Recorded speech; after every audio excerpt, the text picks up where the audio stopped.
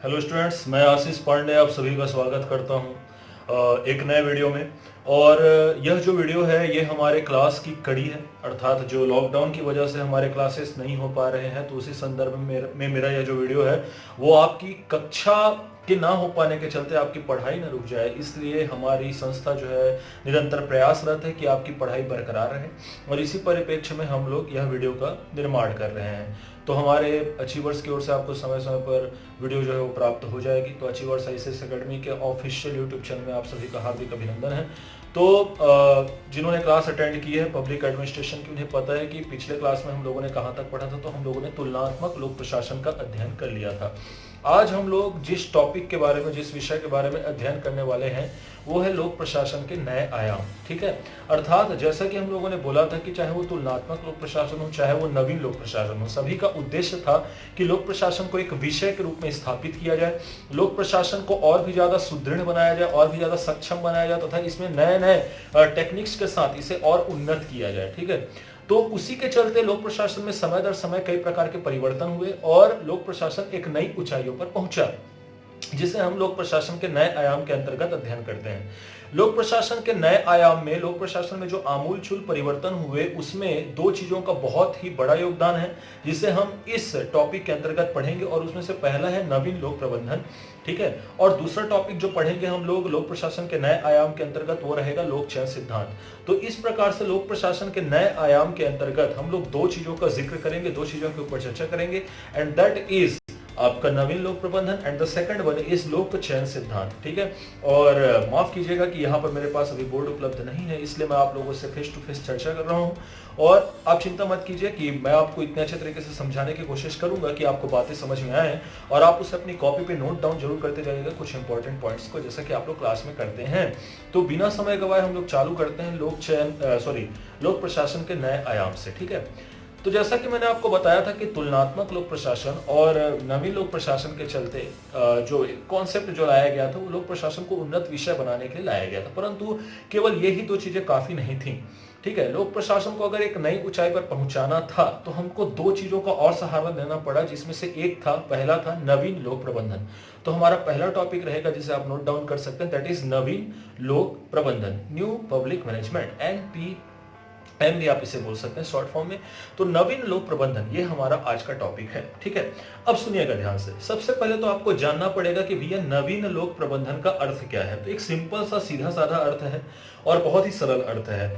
John Eric लेन एक बहुत ही बड़े राजनीतिक शास्त्री हुए, उन्होंने नवीन लोक प्रबंधन की परिभाषा देते हुए कहा है कि जब हम निजी क्षेत्र में प्रयुक्त होने वाली प्रबंधकीय तकनीक को, ध्यान से सुनिएगा, जब हम निजी क्षेत्र में प्रयुक्त होने वाले प्रबंधकीय तकनीक को प्रशासनिक क्षेत्र में या लोक प्रशासन के क्षेत्र में इंट्रोड्यूस करते हैं या लागू करते हैं, तो उसे ही हम नवीन लोक प्रबंधन कहते हैं। ध्यान से सुनिएगा, जॉन एरिक लैन, इनकी परिभाषा आप नोट डाउन कर सकते हैं। तो नोट डाउन करने के लिए आप परिभाषा को ध्यान से सुनिएगा कि निजी क्षेत्र में प्रयुक्त होने वाली प्रबंधकीय तकनीकों को सार्वजनिक क्षेत्र में लागू करने का जो दृष्टिकोण है यही नवीन लोक प्रबंधन कहलाता है। अब पिछली बार मैंने आप लोगों से चर्चा किया था कि कैसे निजी प्रशासन और लोक प्रशासन को साथ मिलकर के काम करना चाहिए। ये कॉन्सेप्ट जो है ओलिवर शेल्डन ने दिया था, जब उन्होंने बताया था कि प्रबंधन जो है वो लोक प्रशासन से अलग नहीं बल्कि प्रबंधन जो है वो लोक प्रशासन का एक हिस्सा है। ठीक, अब यहां पर एक बात ध्यान देने योग्य है कि हम सभी के समक्ष यह उदाहरण प्रस्तुत है कि जो आपके गवर्नमेंट सेक्टर्स होते हैं उनकी तुलना में जो आपके प्राइवेट सेक्टर है वहां का जो मैनेजमेंट है, वहां के मैनेजमेंट के कार्य करने की जो क्षमता है, साथ ही साथ जो कार्य करने की तीव्रता है, वो गवर्नमेंट सेक्टर से कहीं आगे होती है। तो इसी कॉन्सेप्ट को बोला गया नवीन लोक प्रबंधन कि भैया क्या कारण है कि प्राइवेट सेक्टर के लोग जो हैं वो ज्यादा अच्छे तरीके से कार्य कर पाते हैं, ज्यादा तेजी से काम कर पाते हैं, ऐसी क्या तरीका उन लोग अपनाते हैं, ऐसा क्या मैनेजमेंट उन लोग अपनाते हैं। तो इसी मैनेजमेंट को आप सार्वजनिक क्षेत्र में लाइए, अर्थात गवर्नमेंट सेक्टर में लाइए, पब्लिक एडमिनिस्ट्रेशन के फील्ड में लाइए और उससे लाभ अर्जित करने की कोशिश करिए। यही नवीन लोक प्रबंधन का क्या है, कॉन्सेप्ट है। तो नवीन लोक प्रबंधन क्या है, तो जॉन एरिक लैन के अनुसार नवीन लोक प्रबंधन है कि जब हम निजी क्षेत्र के प्रबंधकीय तकनीकों को सार्वजनिक क्षेत्र में लागू करने का प्रयास करते हैं, तो यही हमारा कहलाता है नवीन लोक प्रबंधन। तो यह हो गई नवीन लोक प्रबंधन की क्या परिभाषा। जाहिर सी बात है कि जो नवीन लोक प्रबंधन का जो उदय है वो 20वीं शताब्दी के आसपास हुआ। आपको अच्छे से पता है कि जो 20th सेंचुरी है अर्थात 1990s का जो दौर है वो बहुत ही रिवॉल्यूशनरी रहा है। 1900 का जो दशक है वो बहुत ही रिवॉल्यूशनरी रहा। आप समाज शास्त्र में पढ़ते हैं कि इस दौरान औद्योगिकीकरण, नगरीकरण, ये सभी का प्रचार प्रसार हुआ। तो इसके चलते नए नए टेक्निक्स जो है वो प्रशासन के फील्ड में भी इंट्रोड्यूस हुए। पिछली क्लास में मैंने आप लोगों को बताया था, पिछले टॉपिक्स में मैंने आपको बताया था कि तुलनात्मक लोक प्रशासन और नवीन लोक प्रशासन को लाने का उद्देश्य यही था कि हम प्रशासन के नए नए तकनीकों से परिचित हों। और वर्ल्ड वॉर 2 के बाद जब समाज पूरी तरीके से, विश्व पूरी तरीके से परिवर्तित हो जाता है, साम्यवाद और लोकतंत्र में बंट जाता है, इसके पश्चात लोक प्रशासन में सुधार की और भी आवश्यकता महसूस हुई, जिसके चलते तुलनात्मक लोक प्रशासन, नवीन लोक प्रशासन जैसे कॉन्सेप्ट का उदय हुआ। तो वहीं पर नवीन लोक प्रबंधन भी आपकी उसी श्रेणी का हिस्सा है जो लोक प्रशासन को और आगे ले जाने की बात करता है, जिसमें वह लोक प्रशासन को यह बोलता है कि आपको बनना पड़ेगा 3 चीजें। यदि आपको सक्षम बनना है, यदि आपको अच्छा बनना है, तो आपको अपने अंदर 3 गुणों का समावेश करना पड़ेगा। अब वो 3 गुण जो है वो क्या है? तो इन 3 गुणों को हम ट्रिपल ई के नाम से जानते हैं। किस नाम से जानते हैं हम? ट्रिपल ई के नाम से। The first one is efficiency, the second one is economic and the third one is effectiveness. ध्यान से सुनिएगा, इफिशियंसी, इकोनॉमिक एंड इफेक्टिवनेस। अब इन तीनों का मतलब समझिए, अर्थात ये जो तीनों कॉन्सेप्ट हैं ये नवीन लोक प्रबंधन के कॉन्सेप्ट हैं, ठीक है। और इन तीनों को अगर लोक प्रशासन के फील्ड में अपनाया जाए तो लोक प्रशासन जो है बहुत ही ज्यादा क्या कर सकता है? तरक्की कर सकता है। यही नवीन लोक प्रबंधन का कॉन्सेप्ट है कि निजी प्रशासन के इन ट्रिपल ई को सार्वजनिक क्षेत्र में क्या कर देना? लागू कर देना। अब ये ट्रिपल ई क्या है? जैसा कि मैंने आपको बताया कि भैया इकोनॉमिक अर्थात कम खर्चे में ज्यादा काम लेने की कला, अर्थात कम व्यय में ज्यादा आय कमाने की कला ही क्या कहलाती है? इकोनॉमिक। और प्राइवेट सेक्टर्स जो होते हैं वो इसमें क्या होते हैं? महारथी होते हैं। दूसरा इफेक्टिवनेस, अर्थात आपका काम जो है प्रभावित करना चाहिए प्रशासन को, ना केवल प्रशासन को, आपका कार्य जो है वो जनता को भी प्रभावित करना चाहिए एक अच्छे वे में, एक पॉजिटिव वे में। तो आपके काम में एक इफेक्टिवनेस दिखनी चाहिए, एक प्रभावपन देखना चाहिए, एक प्रभावी रूप होना चाहिए आपके काम का। आपके काम का कोई गोल होना चाहिए, जैसा कि प्राइवेट सेक्टर्स में होता है, निजी प्रशासन में होता है। तो निजी प्रशासन के इस कॉन्सेप्ट को भी नवीन लोक प्रबंधन के तहत कहां इंट्रोड्यूस किया गया आपका? जी हां, लोक प्रशासन के फील्ड में क्या किया गया? इंट्रोड्यूस किया गया। और जो तीसरी चीज है जैसा कि मैंने आपको बताया वो है इफिशियंसी, क्षमता। देखिए बार बार लोक प्रशासन पर सवाल उठाए जाते हैं उसकी लाल फीताशाही के कारण। अब लाल फीताशाही क्या है? तो किसी भी कार्य में होने वाला जो अनावश्यक विलंब है वही लाल फीताशाही कहलाता है। तो लाल फीताशाही को दूर करने के लिए प्रशासन को कैसा बनना पड़ेगा? आपका इफिशियंट बनना पड़ेगा, अर्थात अपनी क्षमता बढ़ानी पड़ेगी, अपनी स्पीड बढ़ानी पड़ेगी, अपने काम करने की गति बढ़ानी पड़ेगी। ये सभी मिलकर के तो क्या कहलाते हैं? इफिशियंसी, क्षमता। भाई जैसे आपको परीक्षा में सफल होना है, आपको एग्जाम में सफल होना है, तो आपको अपनी इफिशियंसी बढ़ानी पड़ती है। अब आप उस इफिशियंसी में हर अच्छी चीज को इंक्लूड कर लेते हैं, जिसको बढ़ा करके, जिसको एनहेंस करके आप परीक्षा में क्या प्राप्त कर सकते हैं? सफलता प्राप्त कर सकते हैं। तो नवीन लोक प्रबंधन लोक प्रशासन के फील्ड में इन्हीं ट्रिपल ई को इंट्रोड्यूस करने की क्या करता है? बात करता है। तो अभी तक के हम लोगों ने क्या क्या सीखा? अभी तक के हम लोगों ने यह सीखा कि नवीन लोक प्रबंधन है क्या। तो नवीन लोक प्रबंधन जॉन एरिक लैंग के अनुसार है निजी प्रशासन के प्रबंध की तकनीकों को सार्वजनिक क्षेत्र में जब लागू कर दिया जाता है, इसे ही हम नवीन लोक प्रबंधन कहते हैं। नवीन लोक प्रबंधन जो है वो मुख्यतः 3 चीजों की बात करता है, and that is economic, efficiency and effectiveness, अर्थात मितव्ययता की बात करता है, प्रभाविता की बात करता है, और साथ ही साथ आपकी क्षमता बढ़ाने की, एनहेंस करने की क्या करता है? बात करता है। यही है आपका नवीन लोक प्रबंधन। और नवीन लोक प्रबंधन का जो विकास है वो हुआ है 20वीं शताब्दी के आसपास। तो ये आपको क्या करना है? याद रखना है। तो इस हिसाब से आप नवीन लोक प्रबंधन के अर्थ को और परिभाषा को क्या कर सकते हैं? समझा सकते हैं। अब जिक्र यहां पे ये होता है कि नवीन लोक प्रबंधन के लक्षण, कैरेक्टरिस्टिक्स या इसकी विशेषताएं क्या क्या है, ठीक है। तो नवीन लोक प्रबंधन की विशेषताओं में जो सबसे पहला पॉइंट आपको याद रखना है वो है पेशेवर प्रबंधन की ओर प्रशासन क्या होगा? अग्रसर होगा, ठीक है। पेशेवर अर्थात प्रशासन ज्यादा प्रोफेशनल हो जाएगा। एंड आपको पता है कि अपने काम के प्रति प्रोफेशनल रहने से काम में इफेक्टिवनेस भी आती है, इफिशियंसी भी आती है, और साथ ही साथ एक इकोनॉमिक प्रवृत्ति भी उसमें क्या होती है? बिल्ट होती है। तो यदि लोक प्रशासन या पब एड का जो सेक्टर है वो अगर प्रोफेशनल हो गया, पेशेवर हो गया, तो जाहिर सी बात है इससे जनता को लाभ ही मिलेगा, जनता के काम समय में होंगे, लाल फीताशाही का अंत होगा, भ्रष्टाचार का अंत होगा, तो इससे कई सारे फायदे जो है वो एक ही टाइम पे हमको मिल सकते हैं। साथ ही साथ जो दूसरी विशेषता इसकी है कि प्रशासन में प्रतिस्पर्धा की भावना का सूत्रपात होगा। अब देखिए, जैसे कि प्राइवेट सेक्टर्स में कई सारी कंपनियां जो है उनके एक ही हित रहते हैं, पर वो कंपनियां अलग अलग होती हैं, ठीक है। दूसरे से आगे निकलने के लिए वो कुछ नई स्कीम, नए प्लान जो है वो लाते हैं। तो अगर हम इस कॉन्सेप्ट को लोक प्रशासन के फील्ड में भी क्या करेंगे, अप्लाई करेंगे, तो अल्टीमेटली क्या होगा, जनता का हित होगा, क्योंकि लोक प्रशासन भी जनता के हितों के लिए नए नए विकल्प लाएंगे, नए नए साधन लाएंगे, और जनता के पास उन साधनों को चुनने का भी क्या होगा, विकल्प होगा। इससे हमको क्या होगा, फायदा होगा, जनता का कल्याण होगा, जनता का हित होगा। और यही हमारा अगला टॉपिक भी बनेगा, लोक चयन सिद्धांत। तो आपको यह भी याद रखना है कि जो इसकी दूसरी विशेषता वो ये है कि प्रशासन में प्रतिस्पर्धा का क्या होता है, सूत्रपात होता है।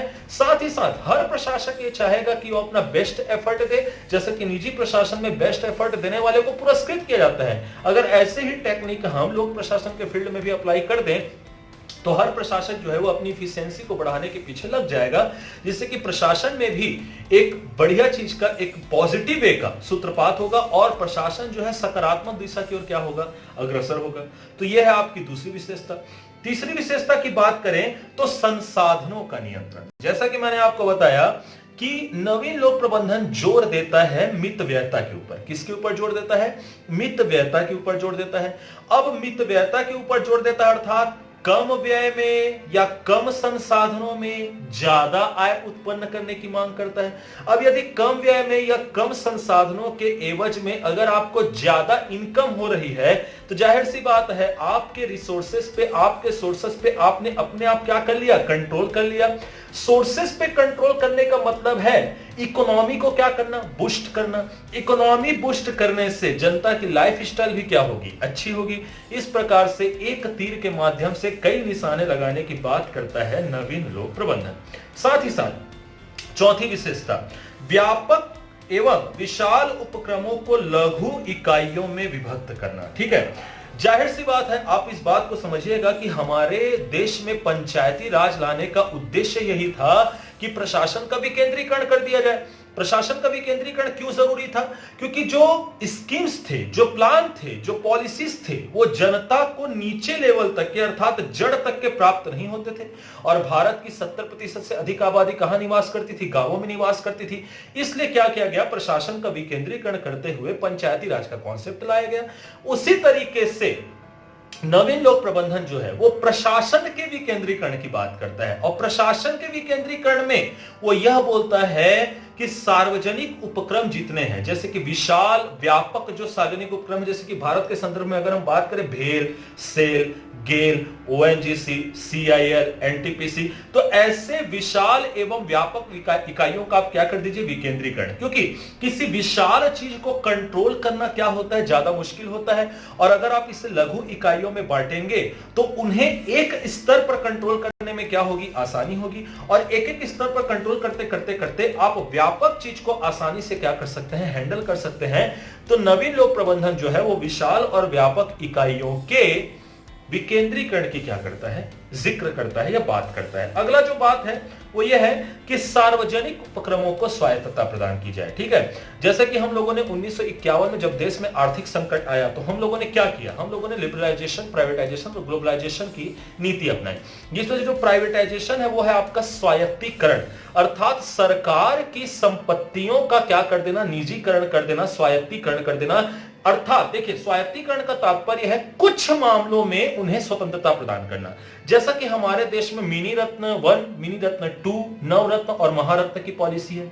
जो भी कंपनियां मिनी रत्न 1, मिनी रत्न 2, नवरत्न और महारत्न के कॉन्सेप्ट में शामिल होती हैं, उन्हें कुछ स्तर पे अपनी पूंजी का अपने हिसाब से प्रयोग करने की छूट दी जाती है।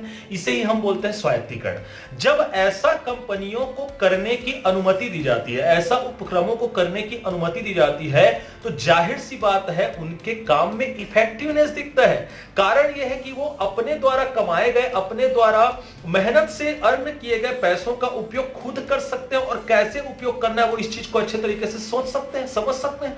इसलिए जो आपका नवीन लोक प्रबंधन है वो स्वायत्तीकरण के ऊपर जोर देता है सार्वजनिक उपक्रमों के। तो ये था आपकी इसकी पांचवी विशेषता। वहीं मानक निर्धारण करना एनपीएम की सबसे बड़ी विशेषता है। जी हां, जैसे कि निजी प्रशासन में हर एक काम के लिए स्टैंडर्ड सेट किया जाता है, that this is the standard and you have to reach to that limit.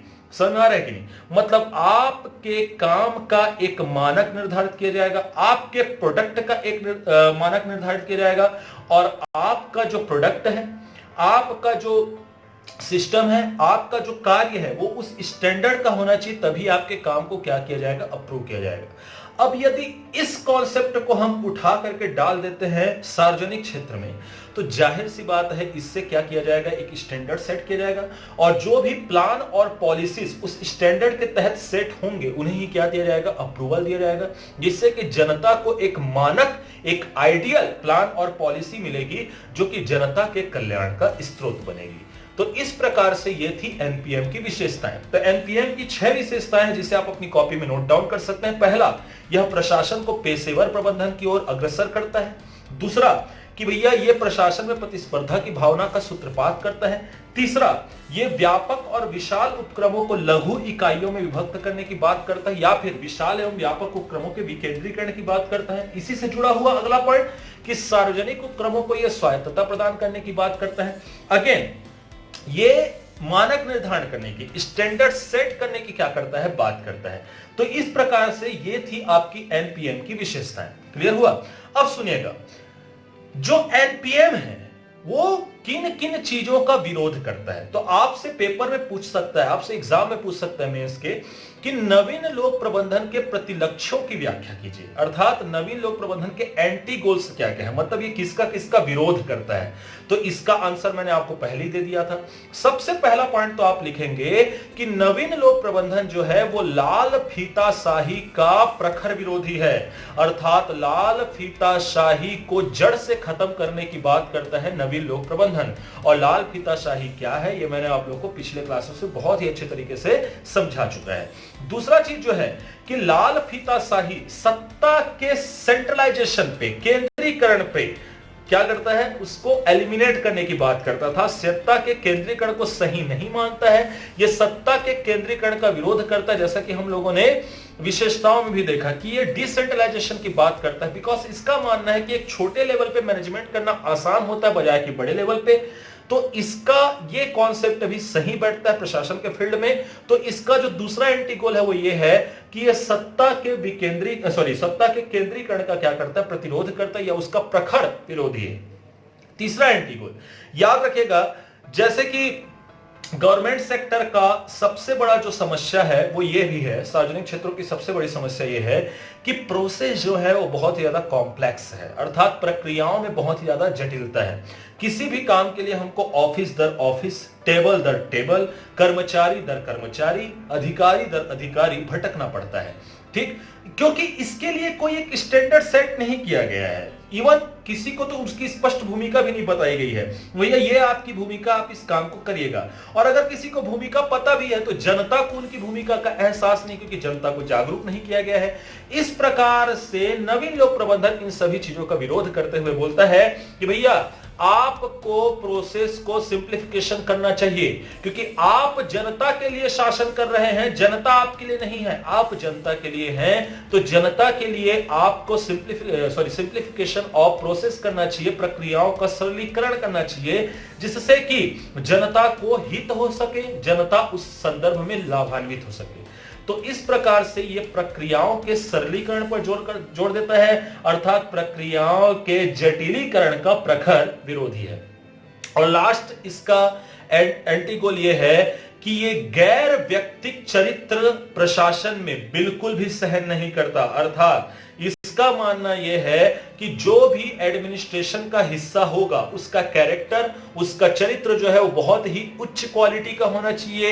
He should maintain it's her his और हर डिग्निटी, उसे अपनी डिग्निटी मर्यादा बना के रखनी चाहिए, क्योंकि वो प्रशासन का हिस्सा है और जनता प्रशासन से हमेशा अच्छे की और सकारात्मक व्यवहार की अपेक्षा रखती है।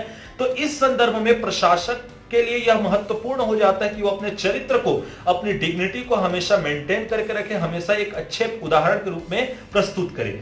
तो इस प्रकार से गैर व्यक्तिक चरित्र का क्या करता है, ये विरोध करता है, अर्थात एक मतलब नकारात्मक चरित्र की अवहेलना करने की बात करता है एनपीएम। तो इस प्रकार से अगर आपसे पूछा जाए कि एनपीएम के एंटी गोल्स क्या है, what is the anti goals of NPM या नवी लोक प्रबंधन के प्रतिलक्ष्य क्या है, तो आप पहला बोलेंगे कि यह लाल फीताशाही का प्रखर विरोधी है। दूसरा आप बोलेंगे कि यह प्रक्रियाओं के सरलीकरण की बात करता है। तीसरा, गैर व्यक्तिक चरित्र को प्रशासन से हटाने की बात करता है। और चौथा, केंद्रीकरण का क्या करता है, सत्ता के केंद्रीकरण का विरोध करता है। इसके पश्चात इसकी कुछ आलोचनाएं भी की गई हैं। भाई जाहिर सी बात है कि आप पूरे के पूरे निजी प्रशासन के कॉन्सेप्ट को यदि लोक प्रशासन के फील्ड में अप्लाई करेंगे तो कहीं ना कहीं जो आपका पब्लिक एडमिनिस्ट्रेशन है उसमें निजी प्रशासन की बुराइयां भी शामिल होंगी, और निजी प्रशासन की बुराइयां जो शामिल होंगी तो वो जनता के हित से भटकाव भी होगा। ठीक, क्योंकि हमको पता है कि प्राइवेट सेक्टर जो है उसमें स्वार्थ हित जो है वो ज्यादा प्रबल होता है बजाय कि सार्वजनिक हित के। और अगर आप कहीं ना कहीं प्राइवेट एडमिनिस्ट्रेशन को पूरी का पूरी तरीके से अप्लाई कर देते हैं इसमें लोक प्रशासन में, तो कहीं ना कहीं स्वार्थ हित सार्वजनिक हित से क्या हो उठ जाएगा, ऊपर उठ जाएगा। तो इसीलिए इसकी आलोचना की जाती है। जैसे कि पहला कि भैया जो इसका एक बाजारोन्मुखी प्रोसेस है, एक मार्केट ओरिएंटेड प्रोसेस है, वो भारत जैसे देशों में या भारत जैसे विकासशील देशों में सभी लक्ष्यों की प्राप्ति नहीं कर सकता। अगर हमको बाजारों को ही सब सौंपना होता या प्राइवेटाइजेशन से ही सब हो जाता तो हम अपनी अर्थव्यवस्था को मिश्रित समाजवादी अर्थव्यवस्था के रूप में अभिव्यक्त नहीं करते। हम पूंजीवादी देश भी अपने आप को घोषित कर सकते थे, हम साम्यवादी देश भी अपने आप को घोषित कर सकते थे, पर हमने मिश्रित समाजवादी अर्थव्यवस्था अपनाई कि कुछ संदर्भों में प्रॉपर्टी के ऊपर सरकार का पूरी तरीके से नियंत्रण रहे और कुछ संदर्भों में जनता को उसमें क्या रहे, नियंत्रण रहे। तो भारत जैसे विकासशील देशों में यदि आप पूरी तरीके से मार्केट ओरिएंटेड पॉलिसी को इंट्रोड्यूस कर देंगे तो भारत जैसे या भारत जैसे विकासशील देशों के लिए बिल्कुल भी सही नहीं रहेगा, क्योंकि अभी भी यहाँ की कई मतलब कि लगभग कि मान लीजिए कि 60% आबादी ऐसी है जो अपने निराकरण के लिए सरकार की ओर देखती है, और हर किसी के लिए बाजारोन्मुखी प्रतिभा या बोला चाहिए कि बाजारोन्मुखी जो प्रक्रिया है वो नहीं बनी हुई है। इसी से निकलता है इसकी दूसरा जो कॉन्सेप्ट है कि यह सामाजिक विषमता को दूर नहीं कर सकता। कारण यह है कि भारत में अभी भी जो इलिटरेसी लेवल है, अर्थात जो साक्षरता दर है वो बहुत ही कम है। साक्षरता दर कम होने के कारण यहाँ की जो जनता है वो उतनी ज्यादा पढ़ी लिखी नहीं है कि वो प्राइवेट एडमिनिस्ट्रेशन के रूलिंग पावर को समझ पाए। अरे भैया, जनता तो अभी तक के संविधान को नहीं समझ पाई है, उन्हें अब यही नहीं पता कि उनके अधिकार क्या क्या है और उनके अधिकार क्या नहीं है। अब ऐसे में अगर आप निजी प्रशासन को भी इंट्रोड्यूस करते हो तो जाहिर सी बात है कि जो अनपढ़ है वो तो और इस पॉलिसी का फायदा नहीं उठा पाएगा, जिससे कि अमीर और अमीर होता जाएगा और गरीब और गरीब होता जाएगा। यही कारण है कि एनपीएम जो है वो भारत जैसे देश में सामाजिक विषमता को और भी ज्यादा क्या कर सकता है, गहरा कर सकता है।